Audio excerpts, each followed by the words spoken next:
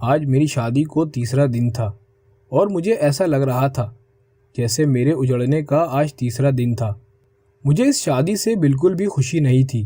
مجھے ایک ایک لمحہ گھٹن زدہ محسوس ہو رہا تھا۔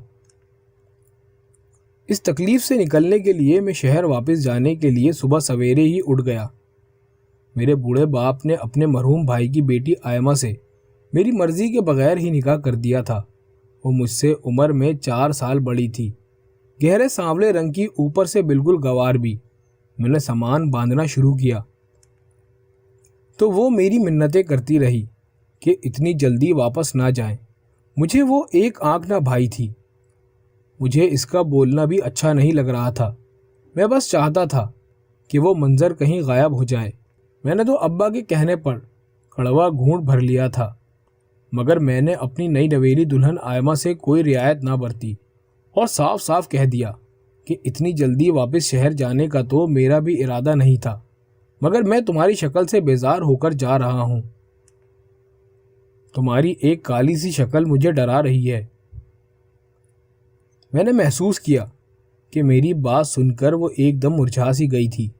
ابا کو جب پتہ چلا کہ میں شہر واپس جا رہا ہوں تو وہ بھی مجھے روکنے آ گئے۔ ان کے سامنے تو ان کا ایک نہایت فرما بردار بیٹا تھا۔ وہ تو دن رات میری شان میں قصیدے ہی پڑھتے رہتے تھے۔ میں نہیں چاہتا تھا کہ ان کا دل میری کسی بات کی وجہ سے دکھے۔ میں نے کام کا بہانہ بنا کر ان سے رخصت طلب کی تھی۔ ابا تو میرے مزید گرویدہ ہو گئے تھے۔ انہیں اپنے محنتی بیٹے پر مزید فخر ہونے لگا۔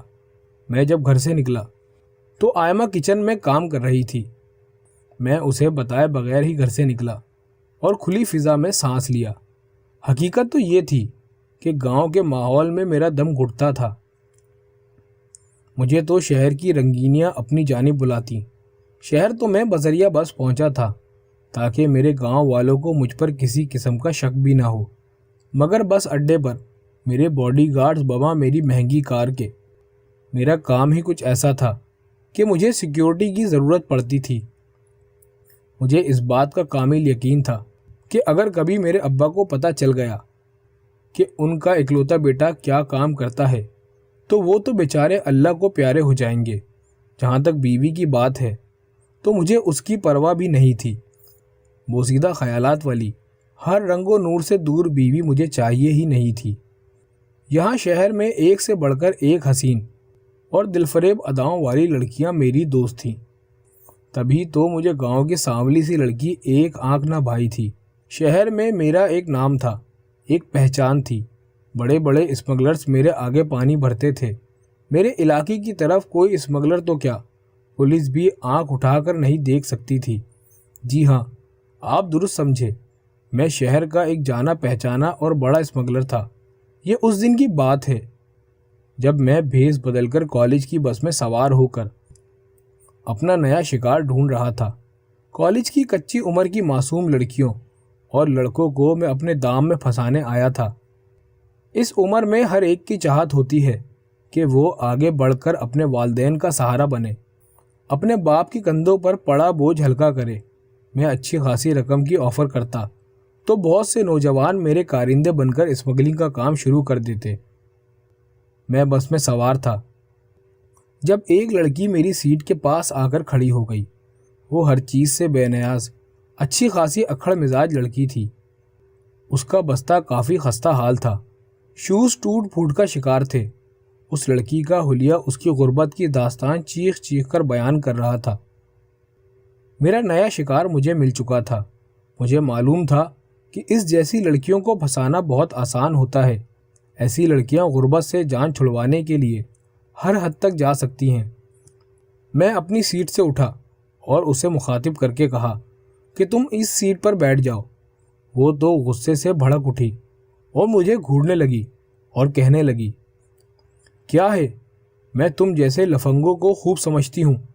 لڑکیوں کو مخاطب کرنے کا تو بہانہ ہی رچا لیا ہے تم لوگوں نے۔ مجھے اس کی جرأت اچھی لگی۔ مجھے معلوم ہو گیا تھا کہ یہ میرے لیے نہایت کارآمد ثابت ہوگی۔ میرے سامنے ایک دم میری ڈرپوک سی بیوی کا سراپا لہرا گیا۔ میرے ہاتھوں منہ ہی کڑوا ہو گیا۔ اس دن کے بعد میں ہر روز بس میں سوار ہوتا، اس لڑکی کو مخاطب کرنے کا کوئی موقع ہاتھ سے نہ جانے دیتا۔ میں نے اپنے خاص بندوں کو اس کی جاسوسی پر لگا دیا۔ اگلے ہی دن مجھے اس کی مکمل معلومات مل چکی تھی۔ وہ غریب سے لوگ تھے، 2 کمروں کے مکان میں رہتے تھے، بوڑھے ماں باپ کی اکلوتی بیٹی تھی۔ اس لڑکی یعنی عائشہ کے کالج کا پتہ میں نے لگوا لیا تھا۔ میں کچھ دن جان بوجھ کر بس میں نہیں بیٹھا۔ مجھے سب کچھ خالی خالی سا محسوس ہونے لگا۔ میں اپنی اس کیفیت سے بے خبر تھا۔ اگلے ہی دن میں اس کے پرنسپل کے آفس میں بیٹھا تھا۔ میں نے اس کے پرنسپل کو کہہ دیا تھا کہ عائشہ کی پل پل کی رپورٹ مجھے چاہیے۔ پرنسپل کا غصہ اور اکڑ تو میرے ساتھ کھڑے بڑی بڑی مونچھوں والے باڈی گارڈز کو دیکھ کر ہی ختم ہو گیا تھا۔ اس نے مجھ سے میرا نمبر مانگا۔ نمبر لکھ کر میں وہاں سے اٹھا، لیکن نہ جانے کیوں میرا جی بار بار اس لڑکی کو دیکھنے کو کرنے لگا۔ چند دن بہت مصروف تھے، میں عائشہ کو نہ دیکھ پایا تھا، مگر اس کا خیال برابر مجھے تنگ کر رہا تھا۔ اچانک ایک دن عائشہ کی پرنسپل کی کال آ گئی۔ اس نے بتایا کہ عائشہ کی شادی ہو رہی ہے۔ میرے تو دل پر گھونسا پڑا تھا۔ پرسوں عائشہ کی رخصتی تھی۔ وہ پرنسپل سے چھٹیاں مانگنے آئی تھی۔ جب اس نے فوراً مجھے کال کر کے بتایا تھا، میں غم و غصے کے عجیب سے مرحلے سے گزر رہا تھا۔ مجھے سمجھ نہیں آ رہا تھا کہ میں کیا کروں۔ تب اچانک مجھ پر انکشاف ہوا کہ میں تو عائشہ سے محبت کرنے لگا ہوں۔ مجھے اپنی اس حالت پر جی بھر کر ہنسی آئی تھی۔ عین اس کے نکاح کی شام میں نے اپنے بھروسے کے آدمی بھجوا کر عائشہ کو اس کے گھر سے اغوا کر کے اپنے فارم ہاؤس میں بند کروا دیا۔ میں نے اپنے آدمیوں کو سخت ہدایت دی تھی کہ لڑکی کو کسی قسم کی کوئی پریشانی نہیں ہونی چاہیے۔ اس کی عزت کی حفاظت میرے ذمہ تھی۔ اس پر میں نے آنچ بھی نہ آنے دی۔ میرا دل عائشہ کو دیکھنے کے لیے مچل رہا تھا، مگر میں نے بڑی مشکل سے خود کو مصلحت کے تحت روکا تھا۔ ایک دن اور ایک رات اپنے فارم ہاؤس پر رکھ کر اسے باحفاظت اس کے گھر واپس پہنچا دیا۔ وہ جیسے معصوم میرے فارم ہاؤس پر آئی تھی، ویسے ہی معصوم اور پاک اپنے گھر واپس چلی گئی۔ میرے علم میں یہ بات آ چکی تھی کہ عائشہ کے منگیتر نے یہ کہہ کر رشتہ ختم کر دیا ہے کہ تم ایک دن اور ایک رات باہر رہ کر آئی ہو۔ مجھے کیا معلوم تمہارے ساتھ کیا ہوا ہے، اس بات کا بھی کیا علم، شاید تم اپنی مرضی سے ہی گھر سے نکلی ہو۔ میں ایسی بد کردار لڑکی کے ساتھ شادی نہیں کر سکتا۔ یہ بھی سننے میں آیا تھا کہ اس معاملے کے بعد عائشہ بہت دل برداشتہ سی ہو گئی۔ وہ سارا دن روتی رہی۔ بوڑھا باپ بیٹی کو دیکھ دیکھ کر کرتا رہا۔ جو میں چاہتا تھا وہی ہو گیا تھا۔ کسی کو کانوں کان خبر بھی نہ ہوئی کہ اس کے پیچھے کس کا ہاتھ تھا۔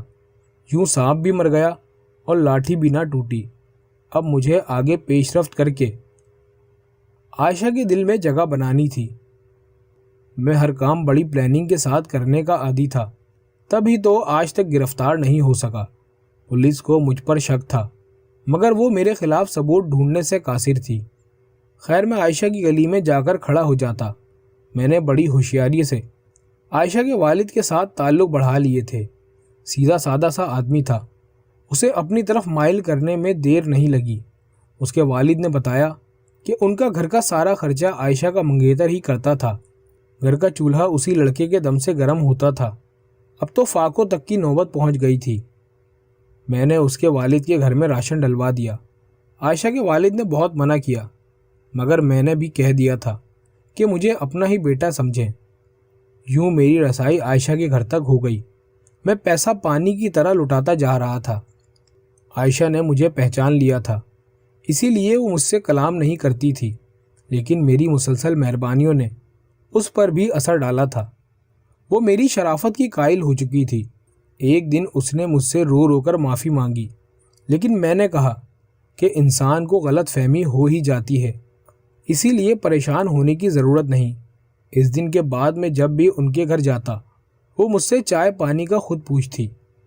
اس طرح آہستہ آہستہ ہم دونوں نے دوستی کر لی، اور یوں راوی چین ہی چین لکھنے لگا۔ میں اسے گھمانے پارک لے جاتا، اچھے مہنگے ہوٹلوں میں کھانا کھلاتا، دنیا جہاں کی چیزیں اس کے قدموں میں ڈال دیتا، اور ایسا کرنے پر مجھے بالکل بھی کوئی افسوس نہیں ہوتا۔ مجھے دلی سکون ملتا تھا۔ عائشہ کا جھکاؤ بھی میری ہی طرف تھا۔ چھپے الفاظ میں اس نے اپنی چاہت کا اظہار مجھ سے کر دیا تھا۔ وہ دن میری زندگی کا سب سے زیادہ خوبصورت دن تھا۔ میں نے ایک لمحہ ضائع کیے بغیر عائشہ کے باپ سے اس کا رشتہ مانگا۔ اسے کوئی اعتراض نہیں تھا، بلکہ وہ تو خوشی سے ہلکان ہو رہا تھا۔ عائشہ نے بھی ہاں کر دی، مگر نہ جانے کہاں سے اس کو میری شادی کی خبر ہو گئی۔ وہ سارا دن روتی رہی۔ اس کے آنسو دیکھ کر میرا تو کلیجہ ہی پھٹا جا رہا تھا۔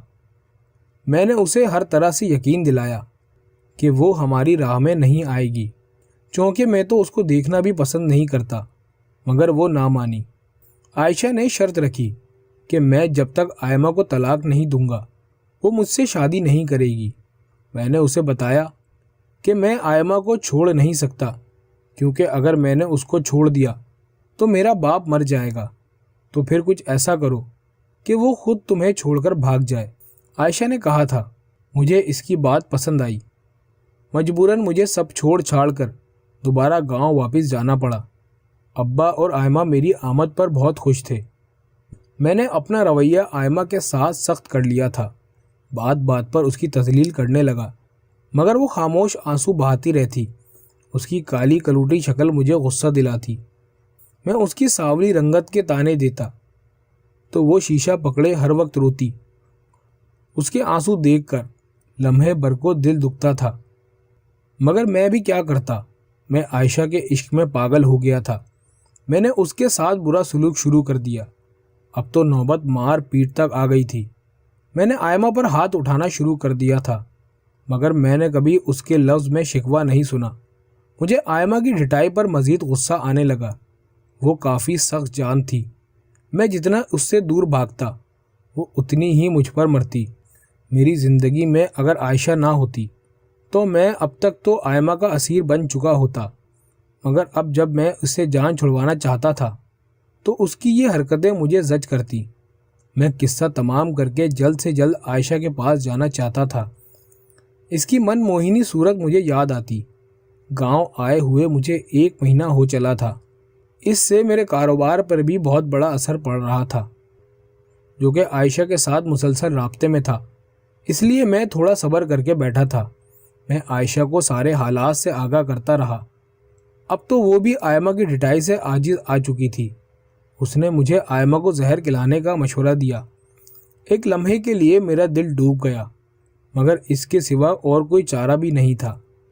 میں نے عائشہ کو جلد خوشخبری سنانے کا کہہ کر کال بند کر دی۔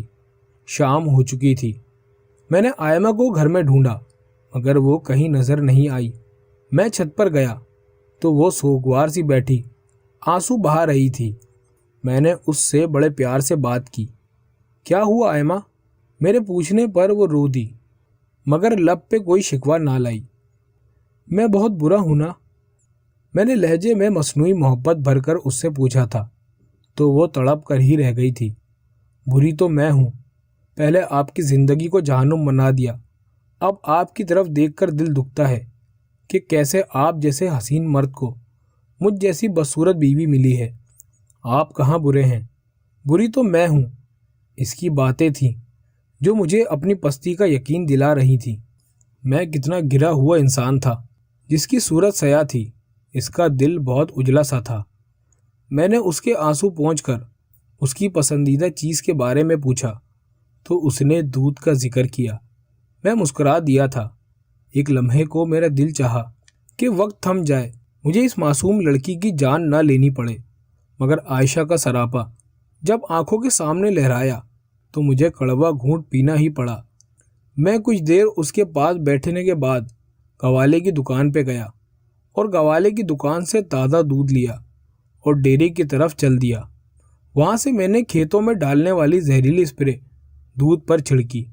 ایسا کرتے وقت میرے ہاتھ تھر تھر کانپ رہے تھے۔ میں پسینے سے شرابور ہو چکا تھا، مگر اس دن شیطان نے میری ایک نہ چلنے دی۔ وہ مجھ پہ بری طرح غالب آ چکا تھا۔ میں گھر کی طرف چل دیا۔ مجھ میں ہر قسم کا احساس ختم ہو چکا تھا۔ میں نے مصنوعی محبت جتا کر وہ دودھ آئمہ کے سامنے رکھا اور کہا، اسے پیو، مگر وہ ہچکچاہٹ کا شکار تھی۔ میرے مجبور کرنے پر اس نے دودھ کا گلاس پی لیا۔ جب مجھے یقین ہو گیا کہ وہ اتنے زہریلے دودھ سے مر جائے گی تو میں بھی اٹھ گیا۔ سامان تو پہلے ہی سے پیک تھا۔ میں آئمہ کو الوداع کہہ کر خوشی خوشی شہر کے سفر پر نکل کھڑا ہوا۔ میں بہت مطمئن تھا کہ میری خوشیوں کے درمیان سب سے بڑا کانٹا اب نکل چکا تھا، مگر نہ جانے کیوں میں جیسے جیسے شہر کی طرف بڑھ رہا تھا میرا دل بیٹھا جا رہا تھا۔ میں نے عائشہ کو کال کر کے اپنے آنے کے بارے میں بتا دیا تھا، لیکن اس کے گھر پہنچ کر میں نے سرپرائز دینے کا سوچا۔ دروازے کی چابی میرے پاس موجود تھی۔ میں نے چپکے سے دروازہ کھولا اور اس کے گھر میں داخل ہو گیا، لیکن یہ کیا؟ مجھے عجیب سا احساس ہوا۔ خاموشی اس قدر تھی کہ مجھے قبر کا گمان ہونے لگا تھا۔ تبھی میں نے عائشہ کو دیکھا۔ وہ ایک کمرے سے نمودار ہوئی، سجی سوری سی وہ بلا شبہ بہت حسین لگ رہی تھی، اور عائشہ کے ہاتھ میں مٹھائی کی پلیٹ تھی۔ وہ خوشی سے نہال ہو رہی تھی۔ آج ہمارے راستے سے ہر قسم کا کانٹا نکل چکا تھا۔ آج خوشی کا دن ہے، یہ مٹھائی کھاؤ اور خوشی مناؤ۔ مجھے مٹھائی دیکھ کر عجیب سا خوف محسوس ہو رہا تھا، مگر عائشہ کے بار بار کے اصرار پر میں نے ایک ٹکڑا اٹھا کر کھا لیا۔ وہ مسکراتی ہوئی ایک کمرے میں چلی گئی۔ جب اسے کافی دیر ہو گئی اور وہ نہ لوٹی تو میں بھی اس کے پیچھے چل گیا۔ میں نے دروازے کی آہٹ سے جھانکا تو میرے قدموں تلے تو زمین ہی نکل گئی۔ کمرے سے ایک مرد کے بولنے کی آواز آ رہی تھی۔ عائشہ اس کے پاس بیٹھی کینکیں لگا کر ہنس رہی تھی۔ عامر جی، آپ تو فکر ہی نہ کریں، میں نے عدیل کا تو پکا انتظام کر لیا ہے، اور میں نے مٹھائی میں زہر ڈال کر اسے کھلا دی ہے، اور آج اپنا بدلہ میں نے اس سے لے لیا ہے۔ وہ کیا سمجھتا تھا کہ مجھے خبر نہیں ہوگی کہ میرا مجرم کون تھا؟ مجھے کس نے اغوا کروایا تھا؟ میرا مجرم عدیل ہی تو ہے۔ شکر ہے عامر، آپ نے منگنی توڑنے کا فیصلہ واپس لے لیا۔ محبت تو میں صرف آپ سے ہی کرتی تھی اور کرتی رہوں گی۔ عائشہ کی باتیں سن کر مجھ میں وہاں کھڑے ہونے کی ہمت نہ رہی۔ میں دبے پاؤں واپس نکل آیا۔ اچانک گھر سے کال آئی اور میری ماں نے کہا، بیٹا تمہاری بیوی کی آخری سانسیں چل رہی ہیں اور وہ تمہیں بلا رہی ہے۔ میرے تو قدموں تلے سے زمین ہی نکل گئی۔ مجھے اپنی غلطی کا احساس بڑی شدت سے ہو رہا تھا۔ زہر تو مجھے بھی دیا گیا تھا، میری حالت بھی خراب ہو رہی تھی، لیکن میں اپنی پرواہ کیے بغیر جلدی سے گاؤں پہنچا تو میری بیوی نے مجھے مسکرا کر دیکھا۔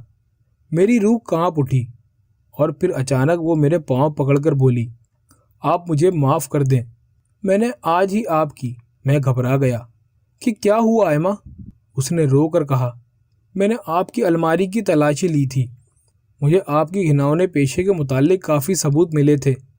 میں شش و پنج میں مبتلا رہی کہ آپ کے خلاف قانونی کارروائی کروں یا نہ کروں، مگر میں آپ کو دوزخ کے عذاب سے بچانا چاہتی تھی، اس لیے میں نے آج ہی آپ کے خلاف قانونی کارروائی کی ہے۔ پولیس کسی بھی لمحے آپ کو گرفتار کرنے آ سکتی ہے۔ آئمہ کی کوئی بھی بات مجھے بری نہیں لگی تھی۔ ڈاکٹر نے اگلے 24 گھنٹے خطرناک بتائے تھے۔ میں رو رو کر اس کے لیے دعا کرتا رہا، اور پھر اچانک ہی میں بھی بے ہوش ہو گیا۔ جب مجھے ہوش آیا تو میں نے اپنے ارد گرد ڈاکٹرز کا ہجوم دیکھا۔ سب سے پہلے میں نے آئمہ کے بارے میں پوچھا۔ اللہ نے کرم کیا اور آئمہ بچ گئی تھی۔ جب میری طبیعت سنبھلی تو مجھے پولیس گرفتار کر کے لے گئی۔ میں نے تھانے میں دن رات اللہ سے اپنے گناہوں کی معافی مانگی۔ آج 10 برس بعد مجھے جیل سے رہائی ملی تھی۔ میں اپنے جرم کی سزا بھگت کر واپس اپنے گھر جا رہا تھا۔ دل انجانے وسوسوں سے دہل رہا تھا کہ نہ جانے آئمہ مجھے معاف بھی کرے گی کہ نہیں۔ میں نے اپنی رہائی کی خبر کسی کو بھی نہ دی تھی۔ چپ چاپ گھر پہنچ گیا اور دہلیز پر ہی رک گیا۔ گھر سے آئمہ کی پرشفیق آواز آ رہی تھی، میرے بچوں، تم دونوں کا باپ بڑا بہادر ہے، کبھی بھی اپنے باپ کو کسی سے کم مت سمجھنا۔ نفرت گناہ گار سے نہیں، گناہ سے کرنی چاہیے۔ مجھ سے مزید صبر نہ ہو سکا اور میں بھاگتا ہوا گھر میں داخل ہو گیا۔ میرے 10 سال کے 2 جڑواں بیٹے ماں کے پاس بیٹھے تھے۔ میں ان دونوں کے سامنے ہی آئمہ کے قدموں میں گر گیا، اسے رو رو کر معافی مانگ رہا تھا۔ اس نے مجھے معاف کر دیا تھا۔ میں اپنے بچوں سے بغلگیر ہوا۔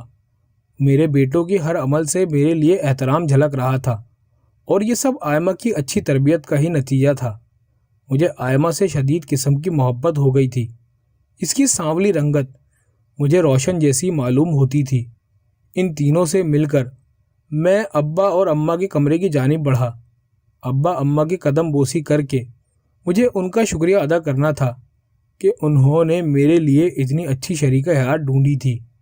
لوگ سچ کہتے ہیں کہ بڑوں کی مان کر انسان کبھی نامراد نہیں رہتا۔ اگر آپ کو ہماری کہانی پسند آئی تو اسے لائک کریں، شیئر کریں اور ہمارے چینل کو سبسکرائب کریں۔ اگلی کہانی تک کے لیے اجازت دیجیے۔ اللہ حافظ۔